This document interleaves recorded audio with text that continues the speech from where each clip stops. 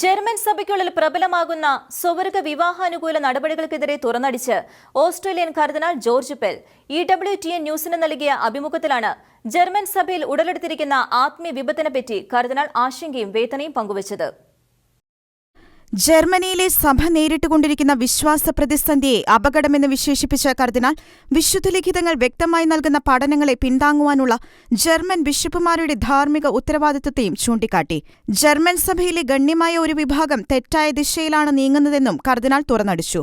സ്നേഹം ജയിക്കട്ടെ എന്ന പേരിൽ മെയ് 10 ജർമ്മനിയിലെ വിവിധ ഇടവകകളിൽ സ്വവർഗ വിവാഹാശീർവാദങ്ങൾ നടത്താൻ സഭാ നേതൃത്വത്തിലുള്ള ചിലർ തന്നെ മുൻകൈയെടുത്ത പശ്ചാത്തലത്തിലാണ് കർദിനാൾ പെൽ പരസ്യമായി വിയോജിപ്പറിയിച്ച് രംഗത്ത് വന്നിരിക്കുന്നത്. 2 സഹസ്രാബ്ദത്തിലേറെയായി സഭ പഠിപ്പിക്കുന്നതും വിശുദ്ധഗ്രന്ഥം നിഷ്കർഷിക്കുന്നതുമായ വിവാഹബന്ധത്തിലെ സ്ത്രീ പുരുഷ ബന്ധത്തോട് മറുതലിക്കുന്ന സ്വവർഗ വിവാഹങ്ങളുടെ ആശീർവാദം വിലക്കിക്കൊണ്ട് വത്തിക്കാൻ മാർച്ച് 15 പുറപ്പെടുവിച്ച പ്രസ്താവനയോട് നേരിട്ടുള്ള പ്രതിഷേധമെന്നോണം സംഘടിപ്പിച്ചിരിക്കുന്ന കൂട്ട സ്വവർഗ വിവാഹാശീർവാദ പരിപാടിക്ക് ഐക്യദാർഢ്യം പ്രഖ്യാപിച്ച് 500-ലധികം വൈദികർ രംഗത്തുണ്ട് എന്നതും അത്യന്തം ഉത്കണ്ഠാജനകമാണ്.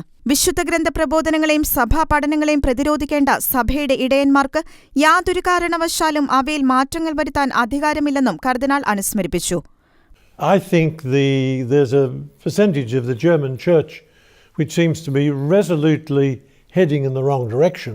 The duty of the German bishops is to uphold the teachings of Scripture, to uphold the teachings of the church.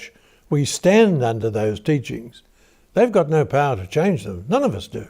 സഭ നിർണായകമായ മാറ്റങ്ങളിലൂടെ കടന്നുപോകുന്ന സാഹചര്യത്തിൽ അധികാരത്തോടെ സംസാരിക്കേണ്ടവർ നിശബ്ദരാകരുതെന്നും കർദിനാൾ വേദനയോടെ ചൂണ്ടിക്കാട്ടി.